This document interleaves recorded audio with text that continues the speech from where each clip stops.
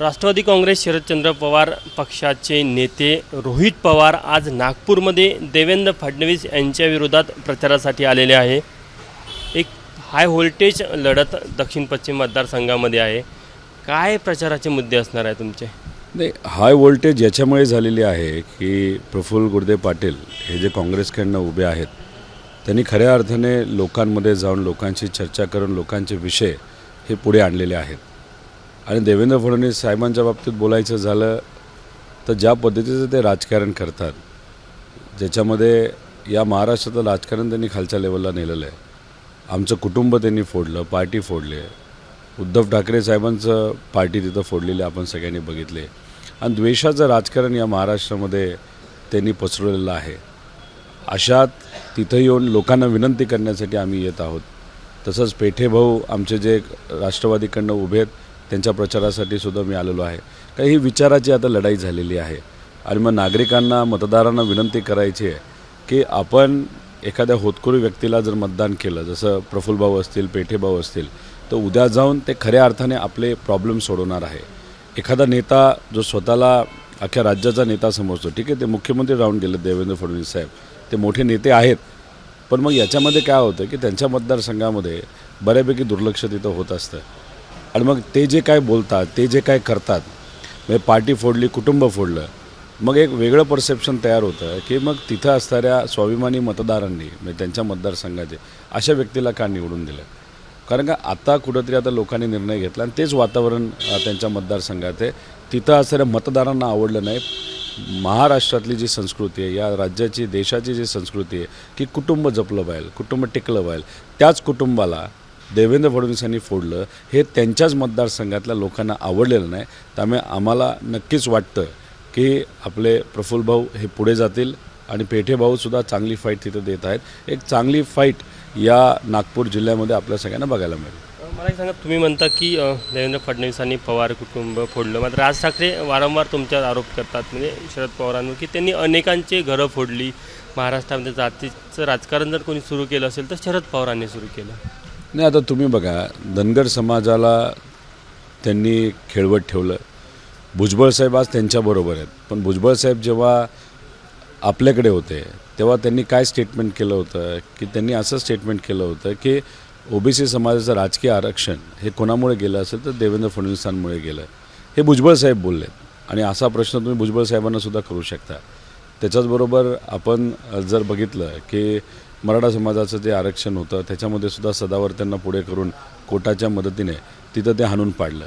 तर मग हे जे सगळे विषय आहेत ना, ते विषय अतिशय महत्त्वाचे आणि क्रिटिकल आहेत। आणि सगळ्यात महत्त्वाचं काय की जात पात आणि तुमचं धर्मवाद याच्यापेक्षा पुढे जाऊन आपल्याला काम करावं लागतं। कारण का शेवटी त्यांच्या मतदारसंघामध्ये सुद्धा आणि या महाराष्ट्रामध्ये सुद्धा घर हे जातीवादामुळे राजकारणामध्ये चालत नाही, हाताला काम आणि पोटाला अन्न। आता हे सगळे काय म्हणतात की विदर्भाचा लढा, विदर्भाचा लढा, ठीक आहे, विदर्भाचा लढा, पण विदर्भासाठी तुम्ही काय आणलं सांगा? इथे एवढी मोठी MIDC आहे, या MIDCमध्ये ज्या कंपन्या येणार होत्या, एअरबस, ती प्रोजेक्ट गेले गुजरातला। आणि अनेक असे मोठे प्रोजेक्ट जे इथं पोटेन्शियल आहे, कारण शिक्षण चांगलं आहे, पण हे प्रोजेक्ट इथं न येता बाहेर जातात।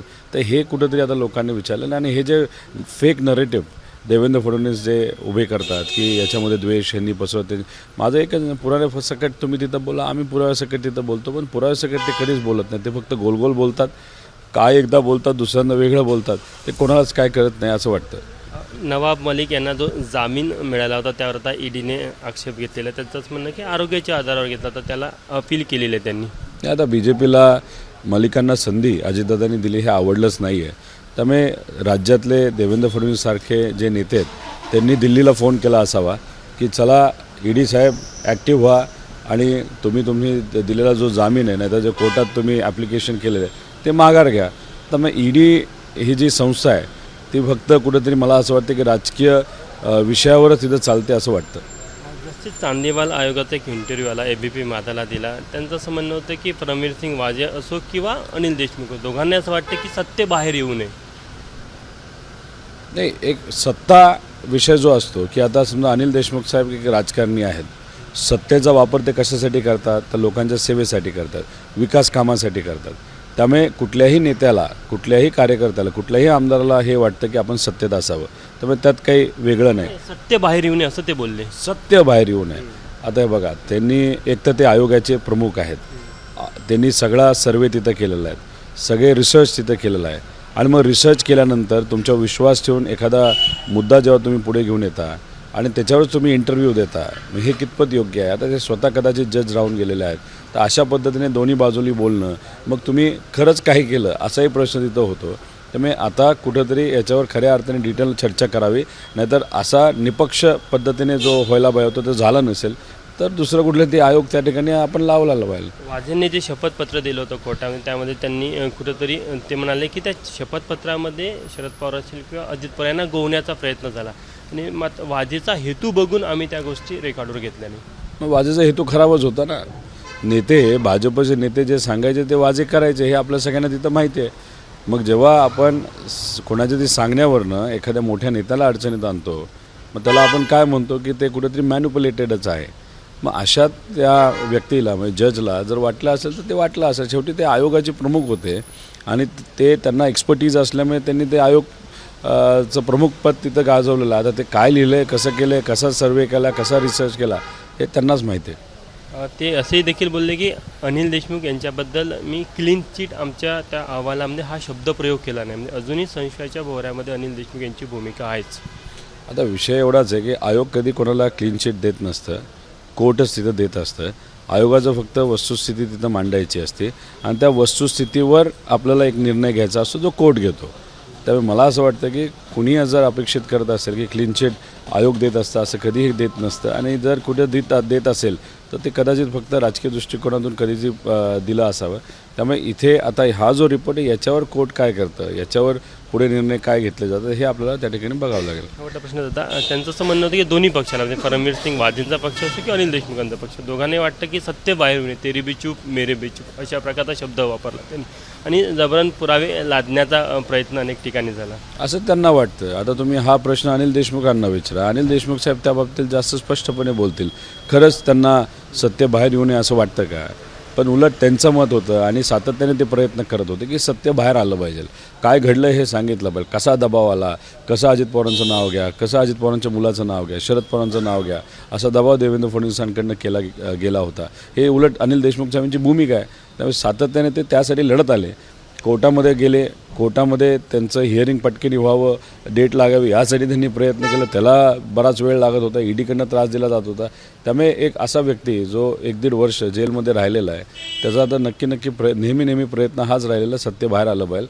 त्यामुळे आयोगाचे प्रमुख असं का बोलले आणि ते सुद्धा इंटरव्ह्यू का दिला असा की ज्याच्यात तुम्ही एवढं मोठं महत्त्वाचं काम केलं आणि नंतर इंटरव्ह्यू देता, म्हणजे हे खरं तर फार अवघड गोष्ट आहे. ते असं देखील बोलले की अनिल देशमुखांना देवेंद्र फडणवीसांना देखील अडकवण्याचा, फसवण्याचा प्रयत्न झाला. मग त्यांनी सांगावं कसं काय कसं. मग आता हे बघा, जर आयोगाचे प्रमुखच तिथं आता जज बनायला लागले असतील, नाही तर कोर्ट बनायला लागले असतील, मग मला असं वाटतं की हायकोर्ट बंद केलं पाहिजे, सुप्रीम कोर्ट बंद केलं पाहिजे आणि एक नवीन पद्धत चालू केली पाहिजे, ज्याच्यामध्ये मीडियाला बोलवलं पाहिजे. आयोगाचे प्रमुख ज्यांना जे काम दिलं आहे ते काम करत असताना ते ओपनली सगळ्यांना सांगतील, मग सगळे जजेसचं काम संपून जाईल आणि एक जजेसचंच काम सुरू होईल असं आपल्याला म्हणावं लागेल.